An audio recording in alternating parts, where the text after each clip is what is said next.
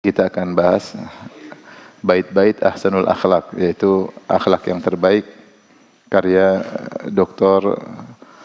Syekh Amir Bahjat hafizahullah taala, salah seorang alim di kota Madinah ya. Dan ini adalah pertemuan kita yang terakhir ya. Karena pertemuan pertama sampai ke-7 di tempat lain ya. Ini pertemuan ke-8 yang terakhir, penutup dari bait-bait tersebut ya. Nanti yang 1 sampai 7 antum cari di YouTube aja ya. Ini bait yang ke-24. Beliau berkata, an kulli ma yasu'u kun afifan, hafiz ala sihhati kun nadhifan. Atas segala perkara yang tidak baik maka cegahlah dirimu, bersifatlah dengan sifat aifah, yaitu afif, yaitu mencegah diri dari perkara yang tidak baik. Hafiz ala sihhati kun nadhifan, jagalah kesehatanmu dan jadilah engkau yang bersihan ya. Di sini beliau menyebutkan di antara akhlak yang mulia adalah seorang bersifat aifah, yaitu kalau laki-laki disebut dengan afif, kalau perempuan disebut dengan afifah atau affah. Perempuan disebut afifah atau affah, yaitu memiliki sifat iffah. Apa itu iffah?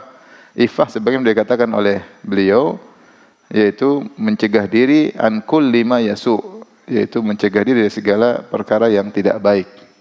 Sebagian ulama seperti Tahir bin Ashur mengatakan itu nazahah min kulli ma la yalik, yaitu bersih dari perkara yang tidak layak.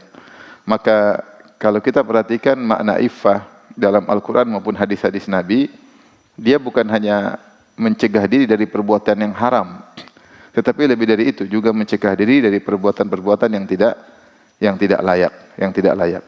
Seperti kalau kita sebutkan ayat-ayat terkait makna iffah, seperti Allah mengatakan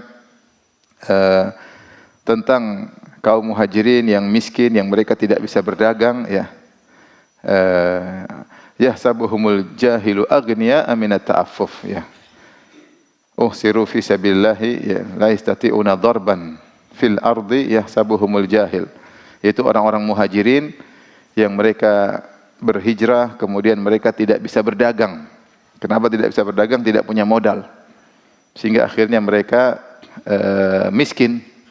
Tapi kata Allah Subhanahu wa taala, yahsabuhumul jahilu aghniya minat ta'affuf.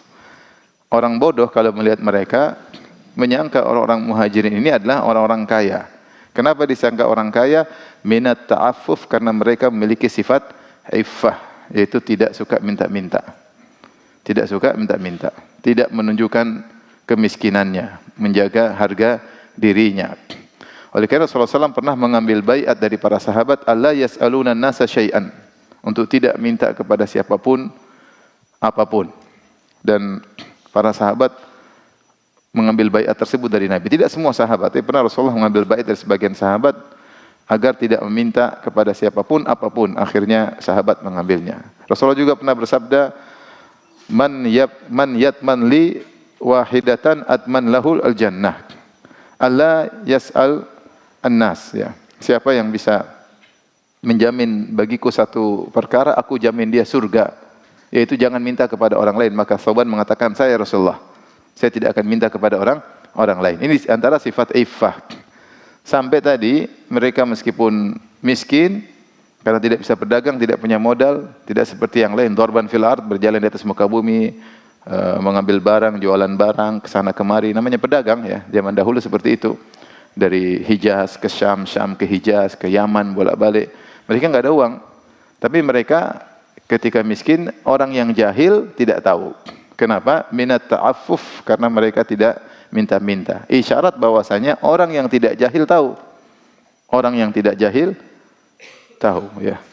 Ta'rifuhum bisimahum la yas'aluna an-nasa ilhafa. Kalian tahu dengan ciri-ciri mereka, tapi orang yang cerdas punya firasat, ini orang susah ini.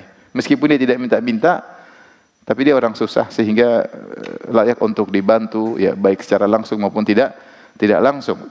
Tapi mereka sendiri tidak minta-minta ya, meskipun mereka dalam kondisi susah. Ini dalil bahwasanya makna iffah bukan hanya pada perkara yang haram, tapi perkara yang mungkin kurang pantas, menjatuhkan harga diri, menjatuhkan muruah, mereka juga tahan diri ya. Demikian juga seperti Allah sebutkan,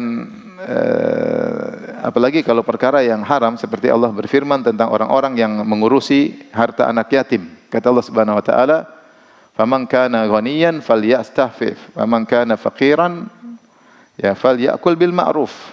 Siapa yang ngurus harta anak yatim, kalau dia kaya berkecukupan, maksudnya dia cukup, tidak perlu mengambil dari jatah anak yatim, falyastahfif, maka tahan diri. Faman kana faqiran falyakul bil ma'ruf. Adapun jika dia miskin dan dia harus ngurusi harta anak yatim, kerjaan dia ngurusin harta anak yatim, dia tidak bisa bekerja, kerjaannya fokus ngurus harta anak yatim, atau dia sudah bekerja namun penghasilan tidak cukup, maka dia boleh ikut makan dari harta anak yatim, tetapi bil ma'ruf, yaitu seperlunya. Adapun kalau dia punya penghasilan, maka jangan makan dari harta anak yatim. Kata Allah, falyasta'fif. Itulah sifat iffah. Ya, hendaklah saya masih bisa sendiri. Meskipun boleh makan secara ma'ruf, tapi kata Allah falyasta'fif, mending dia tidak usah. Mending dia tidak usah ikut makan dari harta anak yatim, meskipun hukum asalnya boleh bagi orang ikut mengurusi harta anak yatim. Inilah yang kemudian diambil oleh Umar bin Khattab. Umar bin Khattab mengatakan, saya ngurusin negara, yaitu daulah ketika itu. Umar bin Khattab al-Amirul Mukminin, khalifah. Dia menggunakan kaidah ini. Kalau saya tidak punya, saya akan makan dari Baitul Mal. Kalau saya punya, saya tidak bakalan ambil dari Baitul Mal. Sehingga dia hanya mengambil harta dari Baitul Mal secukupnya yang buat bil ma'ruf, secukupnya buat dia dan keluarganya, ya. Karena kalau Umar bin Khattab harus bekerja, berdagang, dia tidak bisa ngurus negara. Maka dia mengambil kaidah ini untuk gaji dia. Kalau saya mampu, saya tidak akan ambil. Kalau saya tidak mampu, saya akan ambil secukupnya. Tapi Allah menamakan sikap tidak ikut makan dari harta anak yatim dengan falyasta'fif, dengan sifat apa? Iffah. Ya. Demikian juga Allah sebutkan sifat iffah, misalnya tentang orang yang tidak mampu menikah. Ya. Allah Subhanahu wa taala berfirman, falyasta'fifil ladzina la yajiduna nikahan hatta yughniyahumullah min fadlih. Dan hendaknya orang-orang yang tidak punya modal untuk menikah. Nikah punya modal enggak? Modal banyak. Tergantung yang dilamar, ya. Harus punya modal mahar, kemudian modal untuk mungkin walimah, modal macam-macam, ya. Yang tidak punya kemampuan untuk menikah, kata Allah, falyasta'fif, hendaknya menahan diri. Menahan diri itu jangan sampai, ini iffah makna yang kedua, yaitu menahan diri dari hal-hal yang bisa menjerumuskan kepada kemaksiatan, ya. Ketika dia ada hasrat tetapi dia belum punya modal untuk menikah, maka hendaknya dia memiliki sifat iffah. Sifat iffah itu menundukkan pandangan, menjaga diri, jangan sampai terjerumus, bergaul yang terbatas, jangan sembarang bergaul, jangan sembarang melihat, jangan sembarang menonton. Dia jaga dirinya, jaga harga dirinya, karena dia masih belum bisa menikah. Maka jangan ketika tidak bisa menikah kemudian dia maksiat ke sana kemari, hal-hal yang haram dia lakukan. Dan di antara bentuk usaha untuk menjaga diri adalah berpuasa, sebagaimana sabda Nabi sallallahu alaihi wasallam, ya ma'syaras syabab man istata'a minkumul ba'ah falyatazawwaj, ya fa innahu aghaddu lil basar wa aslul farj faman lam yastati' fa 'alaihi bis-shaum. Wahai para pemuda yang mampu untuk menikah, maka menikahlah. Sungguhnya menikah lebih menundukkan pandangan, menjaga kemaluan. Barang siapa yang tidak mampu, maka hendaknya puasa. Di antara hal yang bisa menjaga harga dirinya adalah dengan berpuasa. Ini makna iffah yang terkait dengan apa? Yang terkait dengan menjaga diri dari perbuatan maksiat, ya. Ya, jadi jaga diri, jangan sembarang bergaul. Sama Allah juga sebutkan tentang para wanita yang sudah tua. Kata Allah, wal qawaidu minan nisa'i allati la yarjuna nikahan falaysa 'alaihinna ayyadhna thiyabahunna ghairu mutabarrijatin bizina wa yasta'fifna khairun lahunna. Kata Allah Subhanahu wa taala, dan wanita-wanita yang sudah qawaid, yang sudah duduk, yang sudah tidak lagi berharap untuk menikah, sudah tua, sudah menopause, dan juga para lelaki juga sudah kurang berhasrat sama wanita seperti wanita tua. Falaisa alaihinna an yadhna thiyabahunna, ya, tidak mengapa mereka melepaskan baju mereka. Maksudnya wanita-wanita Arab dahulu, mereka kalau pakai jilbab, pertama pakai khimar itu menutup kepala, kemudian mereka pasang lagi jilbab seperti abayah sekarang. Tahu abayah kan? Abaya taruh di atas kepala. Itu biasanya orang Arab dahulu setelah khimar. Khimar dulu baru apa? Abaya, sehingga lebih astar, lebih menutup. Tetapi untuk wanita sudah tua, Allah mengatakan boleh melepas jilbab abayahnya. Tetap khimar ada. Khimar ada, tetap kepalanya tertutup, rambutnya tertutup, tapi boleh buka abayah ya. Artinya tidak terlalu tertutup seperti syabat, seperti wanita-wanita muda. Ini boleh. Tetapi kata Allah setelah itu, ghairu mutabarrijatin bizina, selama tidak berrias-rias, bergaya-gaya. Udah nenek-nenek. Tapi apa namanya? Kalau bahasa kita wajahnya di spidol apa namanya? Menor. Enggak tahu sekarang masih ada enggak bahasa menor di zaman Gen Z sekarang ya. Kalau kita bilang apa? Menor. Orang zaman aluminium dulu bilangnya apa? Menor. Ya. Jadi sudah nenek-nenek menor. Apain? Kata Allah, boleh kau buka. Artinya lebih lapang. Sampai sebagian ulama meskipun mendapat lemah mengatakan kalau rambutnya kelihatan sedikit dimaafkan. Artinya karena dia sudah la tushtaha, orang sudah tidak tertarik sama dia. Tetapi yang benar tetap harus tutup rambutnya, tapi lebih longgar. Sehingga biasanya kalau dia masih muda dia pakai jilbab double, yaitu pakai khimar, kemudian lapis lagi dengan aba'ah atau abaya kalau orang sekarang bilang. Ketika dia sudah tua dia boleh lepas abaya dengan syarat tidak berias, tidak tabarruj. Setelah itu Allah berfirman, wa ayyasta'fifna khairun lahunna. Tapi kalau mereka nenek-nenek ini iffah, yaitu tetap pakai, itu lebih baik. Jadi maksudnya iffah itu bukan perkara yang haram aja, bahkan perkara yang dianjurkan, yang makruh dia tinggalkan untuk menjaga muru'ah. Ini lafal-lafal iffah datang dalam Al-Quran justru bukan pada perkara yang haram, bukan meninggalkan perkara haram, tapi perkara yang kurang layak, kurang pantas ditinggalkan itu adalah sifat iffah. Maka di sini Syekh Amir Bahjat berkata, an kulli ma yasu kun afifan. Atas segala perkara yang tidak baik, maka kau menahan diri, afif. Bukan hanya pada perkara yang haram aja, bahkan perkara yang mungkin tidak haram tapi kurang pantas. Orang iffah. Ya. Minta-minta kalau perlu boleh, perlu dalam kondisi susah boleh. Tapi kalau dia bisa menahan diri lebih baik. Kalau dia bisa menahan diri lebih baik. Dan makna-makna ini juga yang disebutkan dalam hadis-hadis Nabi Sallallahu Alaihi Wasallam. Ya. Kalau bisa menahan diri lebih baik. Ketika Rasulullah Sallallahu Alaihi Wasallam, ya, didatangi oleh sebagian sahabat kemudian meminta, dan Rasulullah memang lagi bagi-bagi, minta Rasulullah bagi, kalau saya punya saya tidak akan simpan. Tapi Rasulullah SAW setelah itu menyampaikan, wa man yasta'fif yu'iffahullah. Siapa yang menahan diri, Allah akan buat dia bisa menahan diri. Wa man yastaghni yughnihillah. Siapa yang berusaha mencukupkan diri, Allah akan buka dia berkecukupan. Wa man yatasabbar yusabbirhullah. Siapa yang melatih diri untuk bersabar, Allah akan jadikan dia bersabar. Jadi Rasulullah mengatakan boleh kalian minta dariku, karena memang Rasulullah sedang bagi-bagi. Ada yang perlu, ada yang mungkin kan Rasulullah bagi gitu, semua boleh minta. Tapi Rasulullah kasih isyarat terakhir, kalau bisa tidak minta lebih baik. Ya, meskipun kalian boleh minta karena memang Rasulullah sedang bagi-bagi. Tapi Rasulullah kasih isyarat kalau bisa tidak minta maka itu lebih baik. Ini hadis. Demikian juga dalam hadis kata Rasulullah SAW, 3 orang penghuni surga. Dalam hadis Rasulullah 3 orang penghuni surga.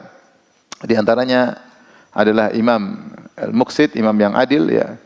Kemudian di antara kata Rasulullah SAW, rajulun afifun muta'affifun dzu'iyal. Di antara penghuni surga adalah seorang yang afif, yang memiliki sifat iffah, muta'affif, bahkan dia berusaha untuk iffah, dzu'iyal, dan dia punya keluarga, punya anak-anak.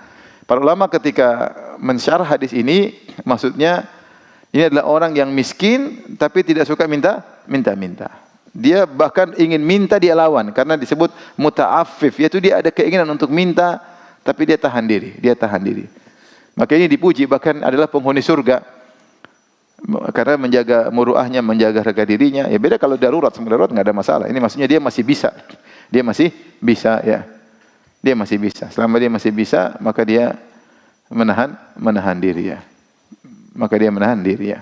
Karena kita baca tentang biografi para ulama dahulu, mereka luar biasa memiliki sifat iffah. Ya, bahkan datang hadiah mereka tolak ya. Luar biasa ya. Seperti kisah Imam Ahmad yang saya sampaikan kemarin di kajian di Masjid Al-Barkah, bagaimana sifat iffah dari Al-Imam Ahmad rahimahullahu taala. Jadi inilah sifat iffah. Secara umum seorang berusaha berakhlak dengan akhlak ini, akhlak iffah. Kalau ada perkara yang kelihatannya kurang baik, kurang pantas, meskipun boleh secara hukum syar'i, kita tinggalkan. Apalagi perkara tersebut bisa menjatuhkan muruah kita. Bukan karena kita ingin dihormati orang, bukan, tapi karena Allah Subhanahu wa taala, ya. Karena Allah Subhanahu wa taala, seorang menjaga akhlaknya, menjaga kemuliaannya agar dia hanya hina di hadapan Allah Subhanahu wa taala. Sebisa mungkin hanya hina di hadapan Allah, tidak hina di hadapan makhluk. Di antaranya dengan menjaga memiliki sifat iffah. Dan zaman sekarang wanita pun demikian, ya, hendaknya memiliki sifat iffah, terutama wanita. Jangan membuka peluang untuk terjerumus dalam hal-hal yang haram. Maka pakai jilbab yang benar, ya. Jangan sembarang masuk di medsos, ya. Berbicara juga dengan menjaga diri, ya. Karena fitnah bisa datang kapan saja, maka dia jaga dirinya dengan melakukan hal-hal yang mungkin boleh tapi dia tinggalkan demi untuk menjaga diri, ya. Seperti firman Allah Subhanahu wa taala terhadap tentang istri Nabi, kata Allah Subhanahu wa taala,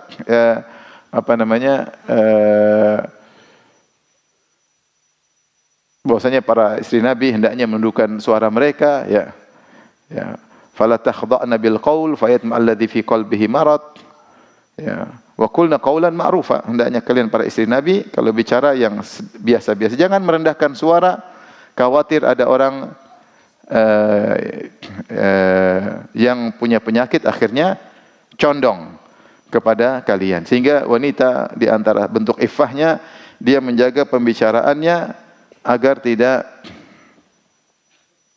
tidak membuat penyakit atau orang yang punya penyakit hati bisa akhirnya keluar penyakitnya dan pemikirannya macam-macam. Demikian juga Allah berfirman dalam surat Al-Ahzab ayat 53, kata Allah tentang istri Nabi juga, wa idza sa'altumuhunna mata'an fas'aluhunna min wara'i hijab dzalikum athharu liqulubikum wa qulubihin. Kata Allah Subhanahu wa taala, jika kalian wahai para sahabat ingin minta sesuatu kepada istri Nabi, maka mintalah di balik tabir. Di balik tabir. Kata Allah, dzalikum athharu liqulubikum wa qulubihin, dan itu lebih suci bagi hati kalian dan hati istri-istri Nabi. Ini Allah turunkan ayat terkait sahabat. Siapa sahabat? Hati mereka abarrun nasi quluban, kata Ibnu Mas'ud, Inna Allah nadhara ila qulubil ibad. Allah melihat kepada hati-hati manusia dan Allah mendapati hati yang paling bersih adalah hati para sahabat. Apalagi istri-istri Nabi. Tetapi meskipun demikian, iffah melazimkan kita melakukan tindakan preventif daripada kita membuka pintu. Satu dzari'ah, preventif, mencegah. Maka Allah mengatakan, wa idza sa'altumuhunna, kalau kalian minta ada suatu keperluan kepada istri-istri Nabi, fas'aluhunna mi wara'i hijab, mintalah di balik apa? Hijab, ya. Di balik hijab, dia hijab. Ya. Kenapa kata Allah, dzalikum athharu liqulubikum, itu lebih mensucikan hati kalian, wa qulubihin, dan juga bisa lebih mensucikan hati mereka. Jadi kalau kita ada kontak sama wanita misalnya, kalau tidak harus kontak langsung, ngapain kita harus kontak langsung? Kecuali terpaksa kontak langsung. Ah, enggak apa-apa, iman saya kuat. Video call. Ukhti. Jadi kalau enggak harus video call, ngapain harus video call? Paham? Kenapa kita spekulasi dengan iman kita? Kenapa kita spekulasi dengan hasrat dan syahwat kita? Kita enggak tahu. Kalau bisa lebih bersih, lebih aman. Lebih bersih, lebih aman, ya. Maka preventif perlu demi menjaga iffah. Dan itu yang dilakukan oleh para sahabat radhiyallahu taala anhum. Ada hal-hal yang memang ya sudahlah, memang kita harus ketemu, harus melihat, harus ini, harus itu lain cerita. Tapi selama kita bisa menjaga diri, kenapa kita harus melakukan yang lebih jauh, ya? Karena dzalikum athharu liqulubikum wa qulubihin. Karena itu lebih bersih bagi hati kalian dan hati mereka. Kalau harus pakai hijab, lebih baik pakai hijab daripada tidak berhijab, ya. Dan ini berlaku pada semua hal. Misalnya dalam pengajian ada panitia ikhwan, panitia akhwat. Kalau tidak harus ketemu, kenapa harus ketemu?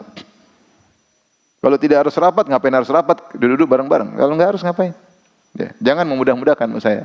Jangan memudah-mudahkan, karena fitnah menyambar-nyambar, kita enggak tahu kapan hati kita terfitnah. Selama kita bisa melakukan tindakan preventif, maka itu lebih menjaga iffah, harga diri kita. Itu lebih baik ya. Lebih baik. Makanya seorang menjaga pergaulannya, hendaknya dia lebih menjaga dirinya agar dia memiliki sifat iffah, karena sifat yang dianjurkan. Jadi terkait dengan masalah harga diri, terkait dengan dunia dan juga terkait dengan agama, kita harus memiliki sifat iffah. Taib.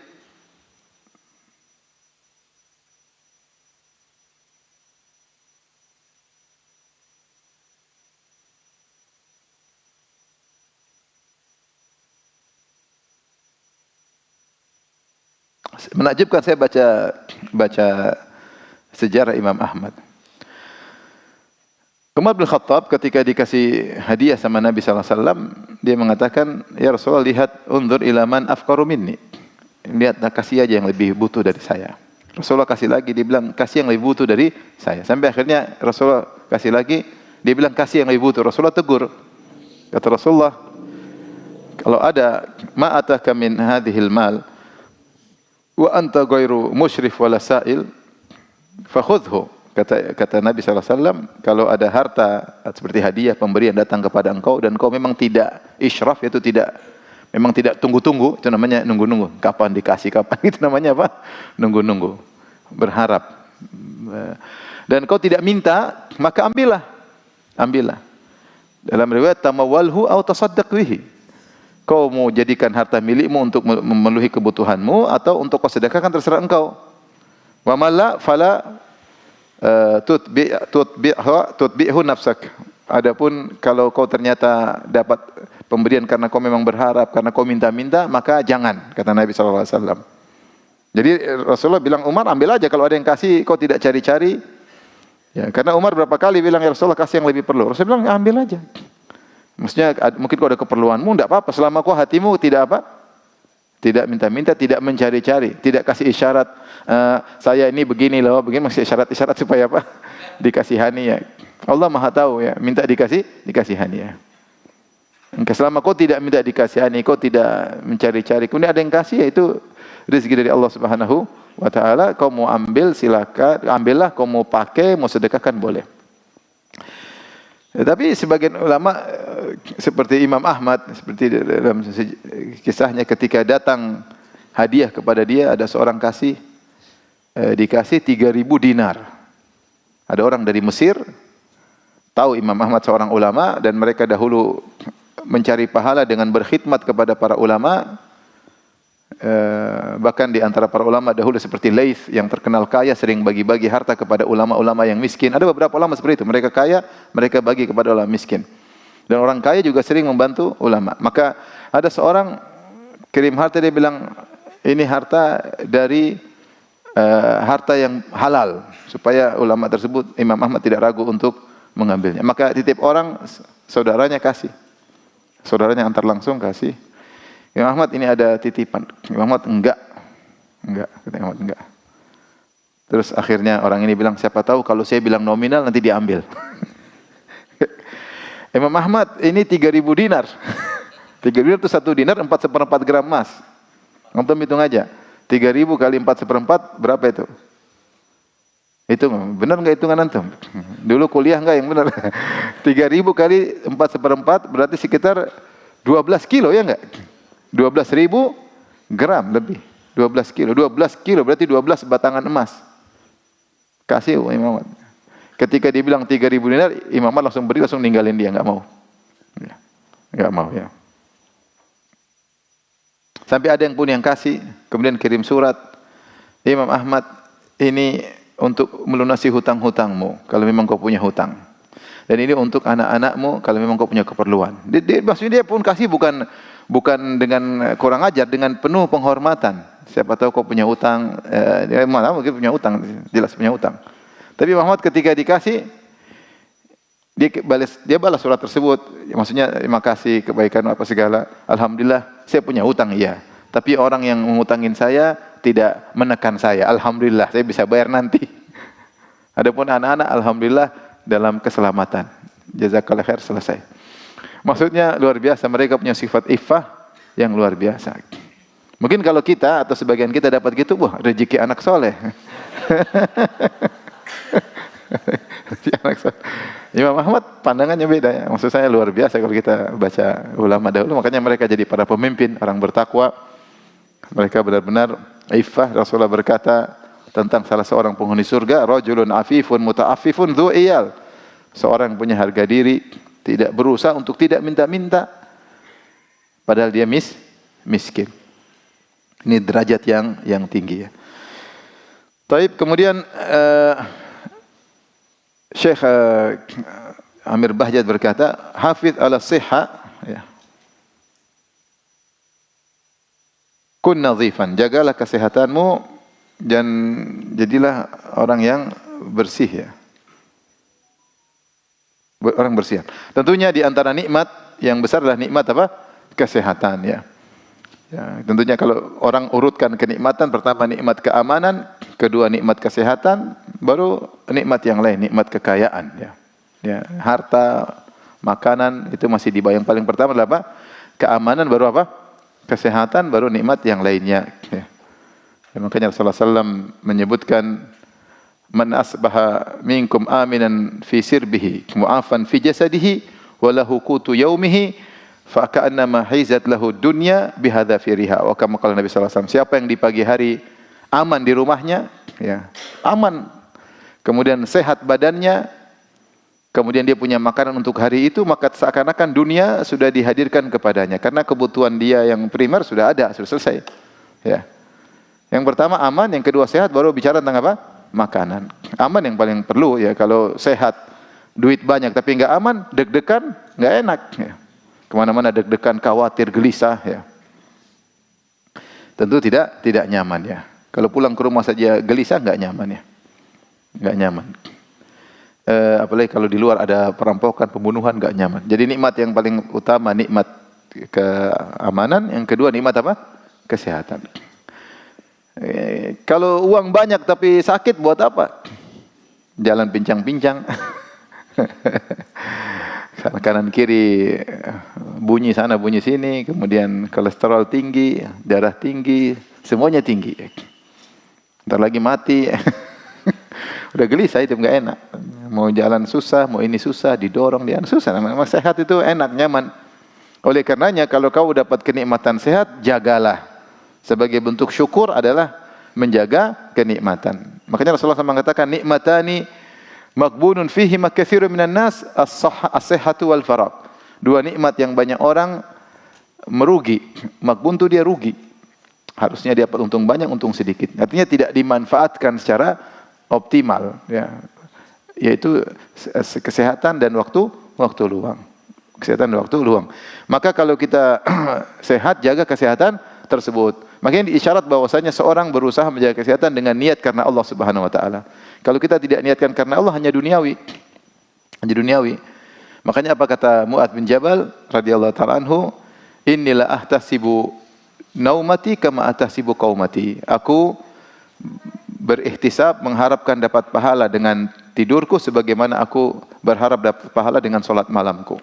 Itu dia ingin mengatakan, saya salat malam, saya juga istirahat. Ketika dia ngobrol sama Abu Musa al-Asy'ari, bagaimana engkau baca Quran? Abu Musa al-Asy'ari, mereka sama-sama pergi ke Yaman, diutus oleh Nabi.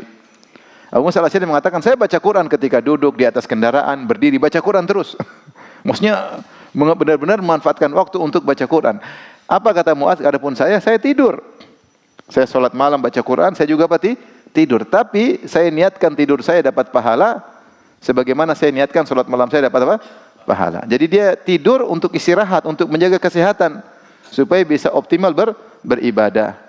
Maka kalau orang tidur tanpa niat karena Allah, tidak dapat pahala. Tapi kalau dia ihtisab, berharap tidur ini dapat pahala supaya bisa bangun malam, supaya besok bisa aktivitas, bisa mencari nafkah karena Allah Subhanahu wa taala, maka tidurnya berpahala. Maka saya demikian juga, sekarang lagi musim padel ya. Musim padel ya. Padel atau pedal ya? Yang benar apa? Pedal. Apa aja lah, padel ya, apa aja. Yang penting bukan pedal ya. Baik. Jadi sekarang lagi musim macam-macam, ada yang hobi fitness, ada yang tenis meja, lagi yang lagi semarak lagi musim padel ya. Maka Niatnya apa? Niatnya untuk menjaga kesehatan, mensyukuri nikmat Allah Subhanahu wa taala, bukan cuma di situ, agar bisa beribadah kepada Allah dengan baik. Maka ketika kita niatnya untuk beribadah, tentu kita tidak berlebih-lebihan. Jangan sampai ada hak yang kita abaikan karena sibuk main padel, akhirnya istri enggak pernah diajak ngobrol ya. Ya, misalnya karena sibuk main padel, akhirnya kebablasan, akhirnya sampai banyak maslahat yang kita tinggalkan. Dan setiap main hendaknya kita niatkan karena Allah. Karena kita memang butuh kesehatan. Ibadah kalau sehat nyaman, ya. Umroh sehat nyaman, haji juga sehat nyaman, salat malam kalau kita mau ke Masjid Nabawi, Masjid Haram salat malam juga sehat, enak, baca Quran juga kalau sehat enak, ya. Tapi kalau sakit memang enggak enak. Ya, kalau sakit enggak enak. Kita tidak, kecuali iman kita sangat kuat, ya itu mungkin ya. Iman kita pas-pasan. Al-Imam Ahmad rahimahullahu ta'ala kalau sehat sholat 300 rakaat. Kalau sakit 150 rakaat. Kita kalau sehat berapa rakaat? Wallahu alam. Kalau sakit entah sholat entah enggak. Ya, maksudnya beda kalau iman kuat meskipun tubuh tidak kuat tapi kekuatan rohani kuat, dia mungkin kuat. Dan itu yang dilakukan oleh para sahabat, para ulama dulu. Mereka secara fisik tidak kuat tetapi rohani kuat sehingga mereka bisa kuat ya. Ya. Tapi kita karena imannya setengah-setengah maka kita harus menopang dengan kesehatan tubuh agar kita beribadah dengan prima, dengan nyaman, dengan energik ya. Karena ibadah berusaha dengan semangat ya, dengan semangat. Maka kesehatan dijaga. Dan ingat, jadi pertama niatkan karena apa? Allah, jaga kesehatan. Ya, jaga kesehatan banyak, olahraga, makan yang benar ya. Ya, makan yang benar, niatkan karena Allah Subhanahu wa taala ya. Kalau udah 40 tahun ke atas mulai kurang-kurangi, banyak yang mau dikurangi ya. Ya. Kurangi apa diantaranya? Kurangi garam, terus udah kebanyakan makan garam ya. Kurangi apa lagi? Kurangi gula, ya enggak apa-apa. Kita niatkan karena Allah, mulai rubah pola hidup, pola makan. Apalagi yang ada potensi penyakit-penyakit ya. Ya. Maka demi karena Allah Subhanahu wa taala ya. Karena agar kita bisa beribadah. Jadi jaga makanan, olahraga, istirahat yang cukup.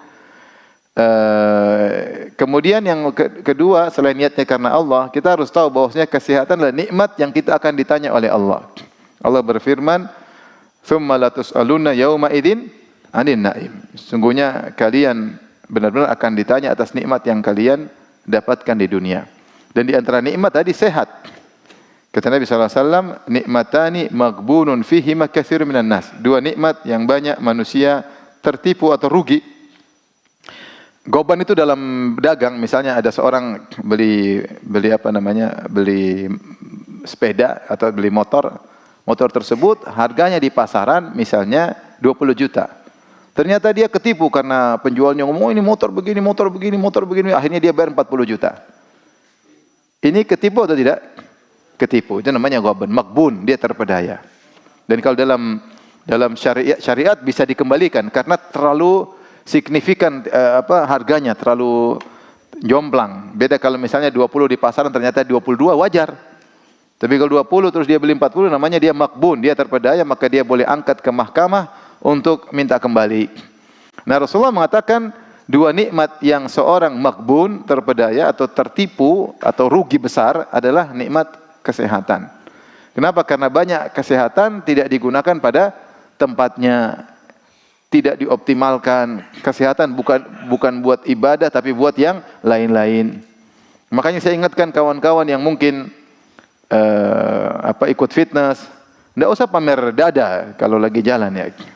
Apalagi depan akhwat ya. Mungkin karena saya lihat banyak fenomena orang yang kalau sudah badannya bagus senangnya pakai baju ketat. Benar atau tidak? Benar. Kalau yang six pack senangnya baju ketat. Kalau one pack kayaknya roti sobek. Dia pingin baju longgar tapi nggak ada. Jadi dia memang baju ketat karena nggak punya baju lagi. Tapi kalau kita badan sehat bukan untuk kita, niatnya bukan untuk itu. Niat kita untuk apa sih? Sehat. Itu sehat macam-macam, untuk kuat ibadah, untuk bisa aktivitas sama keluarga, sama anak, sama istri, silakan, tidak apa-apa. Maksud saya nikmat itu jangan disalah gunakan. Ya. Walaupun kemudian punya tubuh yang bagus, pamer-pamer kantung fitnah para wanita. Ngapain seperti itu ya? Ya ngapain? Ya, karena kita nikmat itu akan diminta pertanggungjawaban oleh Allah Subhanahu wa taala. Maka sehat yang kita miliki akan ditanya, apa yang kau gunakan untuk dengan kesehatanmu tadi? Pasti ditanya. Pasti ditanya. Karena Rasulullah sudah mengatakan bahwa sehat itu adalah kenikmatan dan setiap kenikmatan pasti ditanya. Dan Rasulullah sudah jelaskan magbun, banyak orang yang ketipu dan merugi dalam kesehatan. Artinya apa? Ketika Rasulullah mengatakan Allah sudah kasih nikmat sehat tapi banyak orang terpedaya dan rugi, berarti banyak orang yang tidak menggunakan nikmat tersebut pada yang seharusnya. Sehingga dia akan susah untuk menjawab nikmat tersebut pada hari kiamat kelak. Ya. Kesehatan ternyata buat macam-macam yang nggak ada manfaatnya untuk dunia maupun akhiratnya. Maka seorang harus sadar bahwasanya kesehatan adalah nikmat yang akan diminta pertanggungjawaban oleh Allah. Maka jagalah kesehatan karena Allah, menjaga karena Allah, menggunakannya juga karena Allah Subhanahu wa taala. Untuk mumpung sehat, silaturahmi bisa, mumpung sehat, puasa bisa, mumpung sehat, bisa membantu misalnya orang-orang terkena musibah, mumpung sehat, kalau sudah sakit sudah nggak bisa.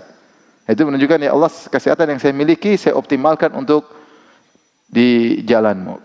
Apa kata Al-Ghazali? Dia mengatakan siapa yang banyak di dunia berkeringat karena Allah Subhanahu wa taala, berkeringat. Dan keringat butuh kesehatan enggak? Banyak aktivitas berarti. Siapa yang di dunia suka berkeringat karena Allah, maka pada hari kiamat kelak ketika di padang mahsyar keringatnya sedikit ketika matahari jaraknya satu mil.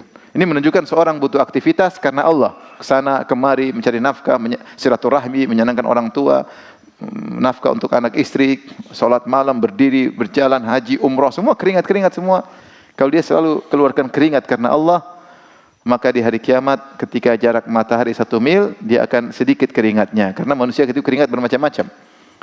Di antara manusia ada yang ila ka'baihi, ada yang keringatnya sampai ke 2 mata kakinya, ada yang ila saqaihi sampai ke 2 betisnya, ada yang ila haqawaihi sampai pinggangnya, wa minhum man yuljimuhul araqu iljaman, dan di antara mereka ada yang sampai di mulutnya. Itu semakin, kalau amal semakin sedikit, keringat semakin banyak. Tapi kalau orang amal semakin banyak, keringat semakin sedikit. Maka ini di antara, maksudnya kesehatan kita optimalkan karena untuk apa? Untuk Allah Subhanahu wa taala. Kegiatan apapun niatkan karena Allah Subhanahu wa taala. Maka jagalah kesehatan. Ini butuh niat aja agar kita dapat pahala. Kemudian kata penyair, kun nadhifan, jadilah engkau bersihan ya. Di antara yang diserukan oleh Islam adalah kebersihan. Makanya kita dianjurkan mandi ya. Ada yang mandi wajib, ada mandi sunnah ya.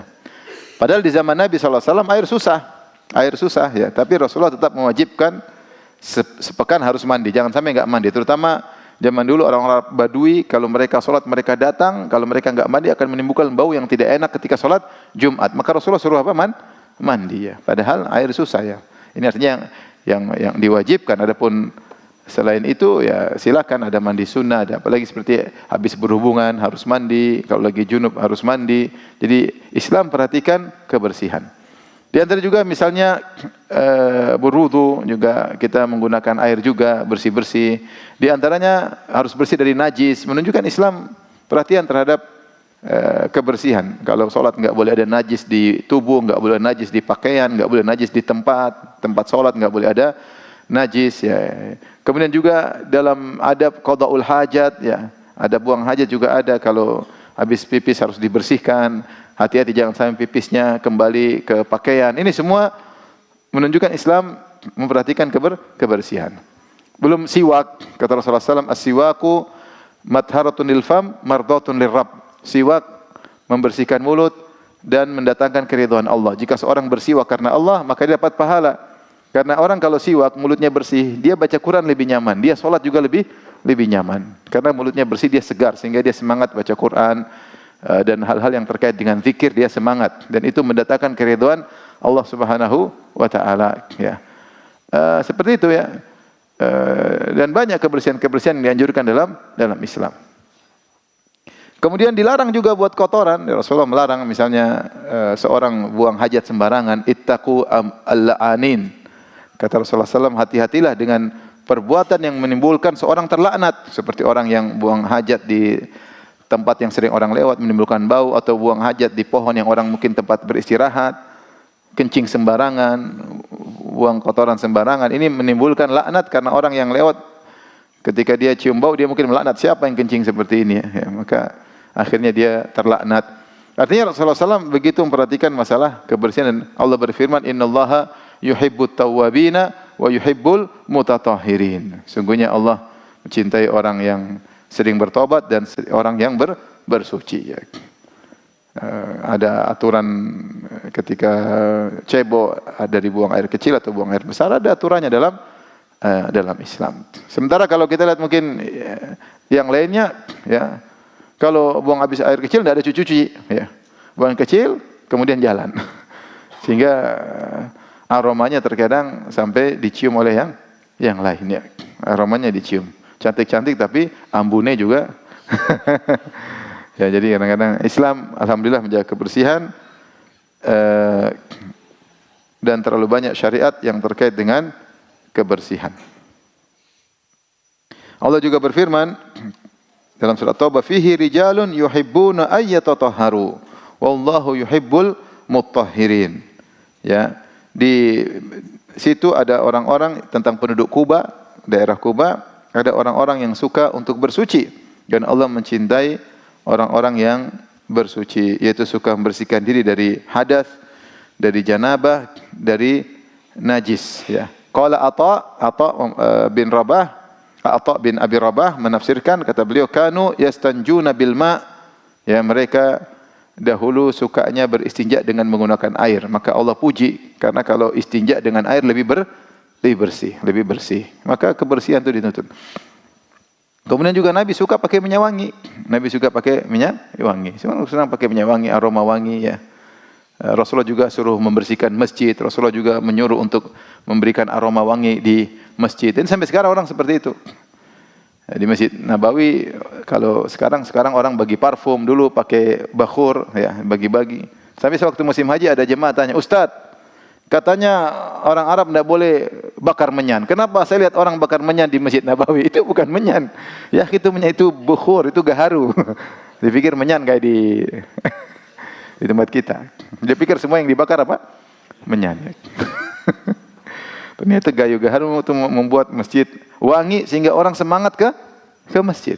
Masjid bersih, orang semangat ke masjid. Masjid nyaman, masjid, berarti menunjukkan Islam menyeru kepada kebersihan. 1400 tahun yang lalu sudah menyerukan akan hal tersebut. Di mana ketika itu mungkin orang Arab Badui tidak perhatian sama kebersihan, tapi Islam mengajarkan kepada kebersihan karena Islam adalah agama yang sempurna. Ini makna. Demikian juga para ulama mengatakan kun nazifan, jadilah engkau orang yang bersihan. Sebagian menafsirkan dengan makna, menafsirkan ayat wasiyabaka fatahhir dalam Al-Qur'an, wasiyabaka fatahhir ya ayyuhal muddatsir qum fa'anzir wa rabbaka fakabbir wasiyabaka fatahhir. Wahai orang yang berselimut, kum fa'anzir, bangkitlah, bangunlah dari tidurmu, lepaskan selimutmu, fa'anzir, berilah peringatan, ya. Wa rabbaka fakabbir, ya, dan agungkanlah Rabbmu, wa thiyabaka fatahhir, dan bersihkanlah bajumu, wa rujza fahjur, tinggalkanlah kenajisan dan kemaksiatan, ya. Kemudian wali rabbika fasbir, dan bersabarlah karena Allah Subhanahu wa taala. Karena dakwah butuh sabar, dan kalau kau sabar dalam dakwah harus sabarmu karena Allah. Bukan sabar karena manusia, tapi karena Allah Subhanahu wa taala. Di sini Allah mengatakan kepada Nabi, "Wa thiyabaka fatahhir," dan bajumu bersihkan. Apa maksudnya?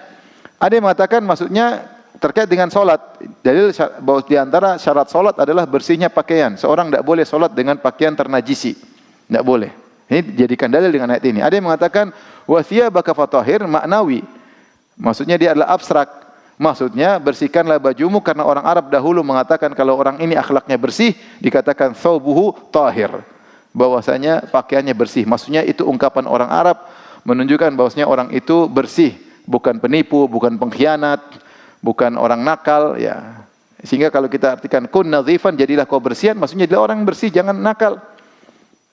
Jangan nakal, jangan nipu orang, jangan bohongi orang, jangan zalimi orang. Jadilah engkau orang seperti itu. Ya, berusaha hidup tidak menzalimi siapapun.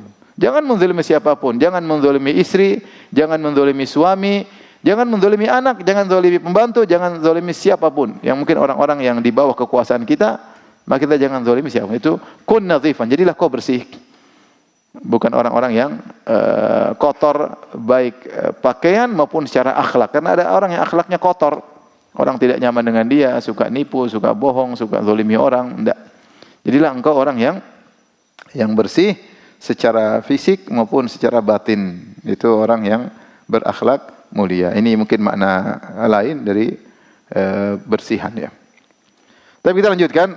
Kemudian syair berikutnya nomor 25. Hafiz 'alal adhkari fis sabahi wa fil masa'i tahdha bil falahi. Berusaha continue, hafiz itu maksudnya komitmen atau berkesinambungan, muhafazah 'alal adhkar untuk senantiasa berzikir pagi dan zikir petang, maka kau akan meraih kemenangan. Ini beliau menyebutkan tentang keutamaan berzikir. Di antara hal yang sangat ditekankan dalam Islam adalah berzikir kepada Allah Subhanahu wa taala ya. Dan dalil-dalil tentang keutamaan zikir sangat banyak ya, sangat banyak sekali ya.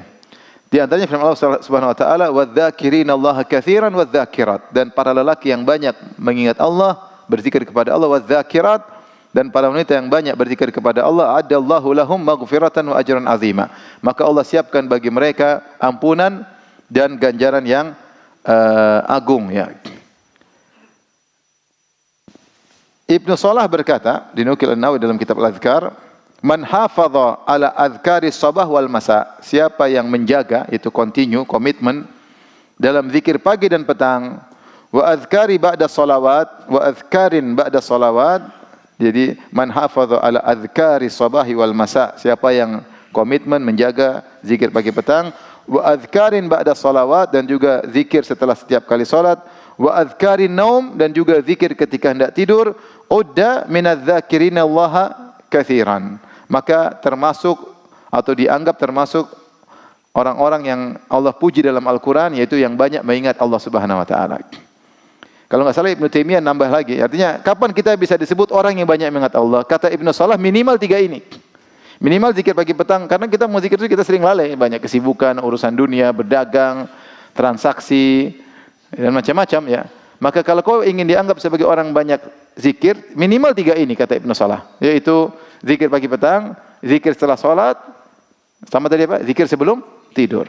Kalau saya tidak salah, saya pernah baca perkataan Ibnu Taimiyah, dia tambah lagi 1, yaitu zikir setiap kita kegiatan, zikir keseharian. Mau makan berzikir, habis makan berzikir, masuk WC berzikir, keluar WC zikir, mau safar berzikir, naik kendaraan berzikir, turun pulang dari safar berzikir, mau berhubung dengan istri berzikir. Zikir, kalau siapa yang 4 ini, dia zikir pagi petang, kemudian zikir mau tidur, kemudian zikir setelah sholat, dan zikir keseharian, maka dia banyak mengingat Allah. Banyak mengingat Allah ya. Ibnu Salah lebih sedikit, cuma 3 aja. Saya lupa Ibnu Taimiyah apa itu, nanti bukan, saya nanti cek lagi. Tapi Ibnu Salah dia bilang 3 aja. Pagi petang, habis sholat, sama sebelum tidur. Itu sudah termasuk orang-orang yang Allah puji, yang Allah janjikan ampunan dan janjikan surga bagi orang-orang tersebut. Ya ayyuhalladzina amanu dzkurullaha dzikran katsira. Wahai orang yang beriman, berzikirlah kepada Allah dengan zikir yang banyak.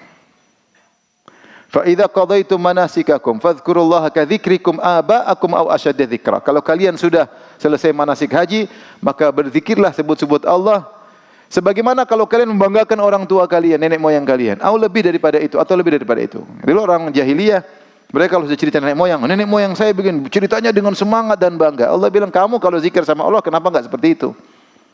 Kalau zikir sama Allah, semangat dong. Atau lebih daripada ketika kalian sedang membanggakan nenek moyang kalian. Maka kita dituntut untuk banyak berzikir kepada Allah. Siapa yang berzikir kepada Allah dengan itu, maka termasuk banyak berzikir. Apalagi dia ada wirid harian, ternyata dia baca Quran setiap hari, ya, maka dia banyak mengingat Allah. Meskipun zikrullah umum, orang ngaji juga zikir, karena menuntut ilmu juga apa? Zikir. Makanya Allah mengatakan, fas'alu ahla dzikri. Tanyakanlah kepada ahlu zikir kalau kalian tidak ngerti. In kuntum la ta'lamun. Maksudnya ahlul ilmi. Ahlul apa? Ilmi. Bukan kita tanya sama tukang zikir, bukan. Tapi ahlul ilmi, kalau pertanyaan kita enggak tahu, Allah sebut ilmu dengan apa? Zikir. Allah juga berfirman, Ya ayyuhalladzina amanu idza nudiya lis-salati min yaumil jumu'ati fas'au ila dzikrillah wa dzarul bai'. Wahai orang beriman, jika telah dikumandangkan azan Jumat itu azan kedua, fas'au ila dzikrillah, maka bersegeralah menuju zikir kepada Allah. Banyak ulama mengatakan maksudnya bersegeralah menuju khutbah. Khutbah isinya apa? Ilmu. Allah menamakan khutbah dengan zikir. Maka di antara yang selain kita zikir tadi, zikir pagi petang, zikir mau tidur, zikir setelah salat, kita tambah zikir yang lain. Seperti zikir keseharian, ada baca Quran, ya meskipun sedikit tapi continue. Ada kita kajian, meskipun mungkin tidak tiap hari, karena kajian juga adalah berzikir kepada Allah. Kita sedang mengingat hukum-hukum Allah, hadis-hadis Nabi, ayat-ayat. Maka ini semua adalah zikir. Zikir. Di antara yang disebutkan di sini adalah zikir pagi petang. Zikir pagi petang dalam banyak Al-Quran, banyak Allah menyebutkan dua waktu ini. Ya. Wasabbihuhu bukratan wa asila. Ya. Bertasbihlah kepada Allah di pagi hari dan petang hari. Ya. Allah sebutkan pagi dan petang, menunjukkan dua waktu tersebut adalah dua waktu yang spesial lah ya. Ya. Bil guduwi wal asal.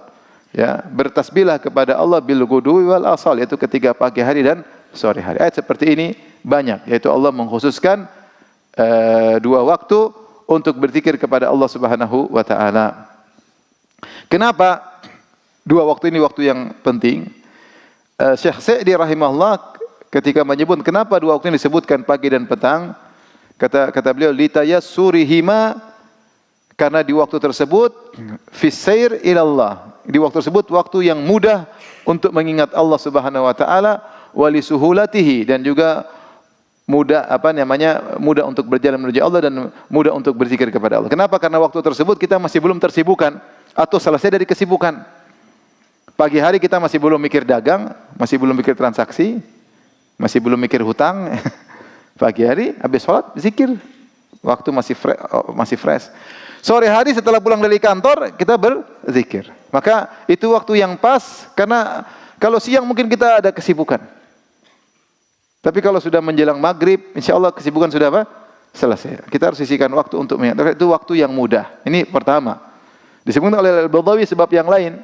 Likaunihima masyhudain, kata Al-Baydhawi rahimahullah ta'ala, karena dua waktu tersebutlah waktu yang disaksikan oleh malaikat. Waktu yang malaikat mencatat ya. Kata Nabi sallallahu alaihi wasallam, yata'aqabuna fikumul malaikatu bil lail wa malaikatu bin nahar.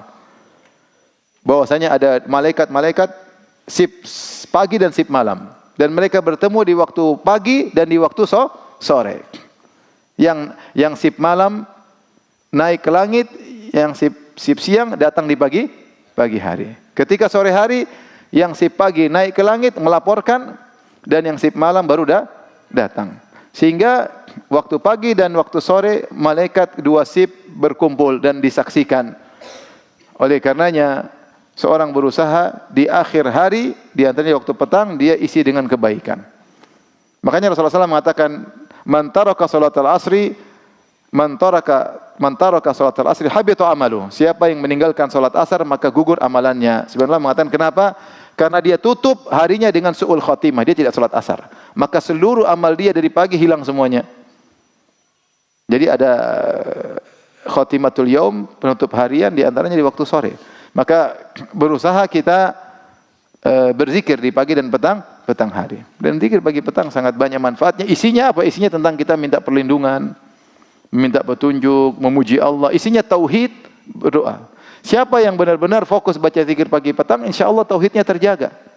Dia beriman kepada raditu billahi rabba wa bil islami dina wa muhammadi nabi wa rasul. Ini luar biasa. Aku ridha Allah sebagai Tuhanku. Ridha untuk menyembahnya, ridha segala keputusannya. Ridha segala keputusannya. Ridha Islam sebagai syariatku. Ridha apapun yang Islam, dalam Islam itu benar, saya ridha Islam sebagai agamaku. Kan itu agama satunya diridhoi oleh Allah. Saya ridho Nabi Muhammad sebagai nabiku, ridho. Ya. Asbahna ala fitratil Islam wa kalimatil ikhlas, kalimat tauhid. Ya. Kita di pagi hari di atas keikhlasan. Ya. Millati di Nabi Muhammad sallallahu alaihi wasallam, millati abina Ibrahim, yaitu di atas tauhid. Bersyukur kita berada di tauhid, sementara banyak orang pagi hari sudah sibuk kasih sajen.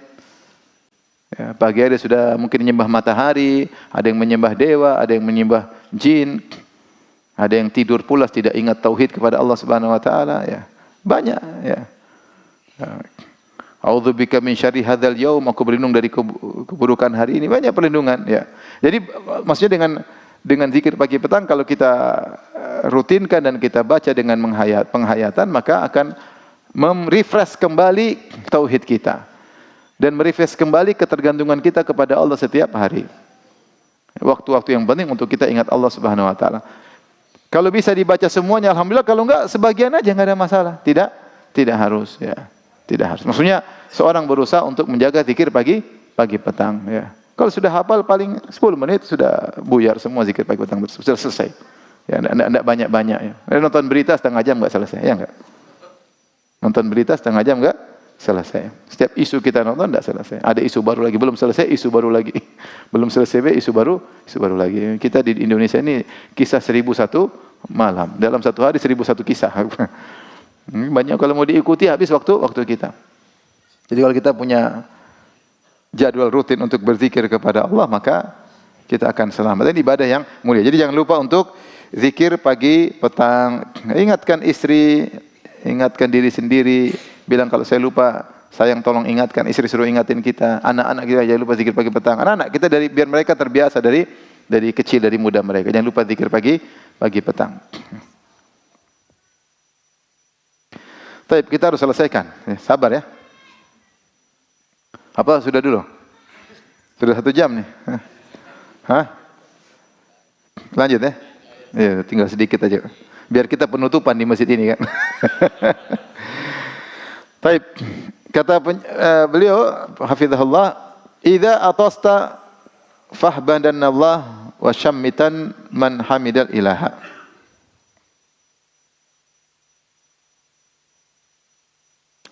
Jika engkau bersin, maka pujilah Allah. Itu bilang apa? Alhamdulillah. Wa syammitan man hamidal ilah. Dan kalau ada orang yang bersin bilang alhamdulillah, kita tasmid, kita bilang yarhamukallah. Ini di antara adab.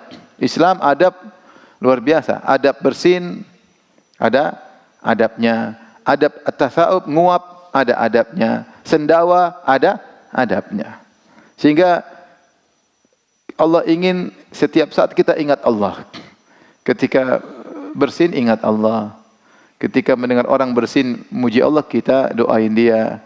Ketika kita sedang nguap, kita ingat dari syaitan, maka kita berusaha menutupnya. Kalau kita sendawa, kita ingat adab-adab sendawa, tidak boleh sembarang bersendawa ya. Taib. Di antara adab terkait dengan bersin, maka seorang ketika bersin muji Allah. Beda kalau bersin penyakit. Ini bersin sekali, menunjukkan berarti ada aktivitas, ada kesegaran, ada sesuatu yang dalamnya kelepas, alhamdulillah. Jadi yang ganjil lepas, maka kita puji alhamdulillah dapat nikmat. Tapi kalau sakit-sakit bersin berulang, namanya sakit. Kalau sakit kita berdoa agar disembuhkan. Kalau kita dengar orang bersin berulang-ulang, kita bilang syafakallah, semoga Allah sembuhkan karena dia sedang sakit. Ini maksudnya bukan bersin sakit, tapi bersin ketika dalam kondisi sehat atau bersin ini kita bilang alhamdulillah. Demikian juga kalau ada orang bersin bilang alhamdulillah, kita bilang yarhamukallah. Kemudian yang didoain bilang apa? Yahdikumullah. Adapun kalau dia tidak bilang alhamdulillah, kita enggak usah bilang yarhamukallah. Kata Abu Burdah, qala dakhaltu ala Musa Abi Musa, aku masuk bertemu Abu Musa wa huwa fi baiti bintil Fadl bin Abbas, dan dia sedang di rumahnya putri Al-Fadl bin Abbas. Fa atastu falam yushammitni, maka aku pun bersin tapi Abu Musa tidak mengatakan yarhamukallah. Wa atasat fashammataha, adapun ketika bintul Fadl bersin maka Abu Musa mengatakan yarhamukallah. Faraja'tu ila ummi fa akhbartuha, aku pulang ke rumah ibuku, aku kasih tahu. Ini apa namanya? Tadi waktu saya bersin Abu Musa tidak mengucapkan yarhamukallah, tapi ketika bintul Fadl bersin dia bilang yarhamukallah. Akhirnya ibunya datang ke Abu Musa. Qalat atasa indaka ibni falam tushammithu. Tadi putraku di sisimu ketika bersin engkau tidak mendoakan yarhamukallah. Tetapi ketika bintul Fadl bersin maka engkau pun mendoakannya. Maka kata Abu Musa, inabnaki atasa. Putramu tadi bersin, yaitu Burdah, falam yahmadillah, tapi dia tidak mengucapkan alhamdulillah. Falam usyammitu, maka saya pun tidak mengatakan yarhamukallah. Wa atasat, adapun bintul Fadl dia bersin, fahamidatillah, dia memuji Allah, fasyammatuha, maka saya pun mengucapkan yarhamukallah. Kenapa? Sami'tu Rasulullah sallallahu alaihi wasallam yaqul, aku mendengar Rasulullah sallallahu alaihi wasallam berkata, idza atasa ahadukum fahamidallah fasyammituhu. Kalau salah seorang dari kalian bersin dia mengucapkan alhamdulillah, maka jawablah dengan yarhamukallah. Fa illam yahmadillah fala tusyammituhu. Adapun kalau dia tidak mengucapkan alhamdulillah, maka jangan bilang yarhamukallah. Jadi kalau ada orang bersin dia tidak bilang alhamdulillah, kita apa bersin ngomong apa? Kasih ingat. Alhamdulillah yarhamukallah ya. Atau kita enggak dengar dari jauh dia bilang alhamdulillah, kita enggak dengar, kita jawab yarhamukallah ya. Ada kisah kalau nggak salah Abu Daud atau siapa saya sebutkan dalam buku syarah Kitabul Jami' dari Bulughul Maram. Ada seorang ulama yang ketika dia harus sewa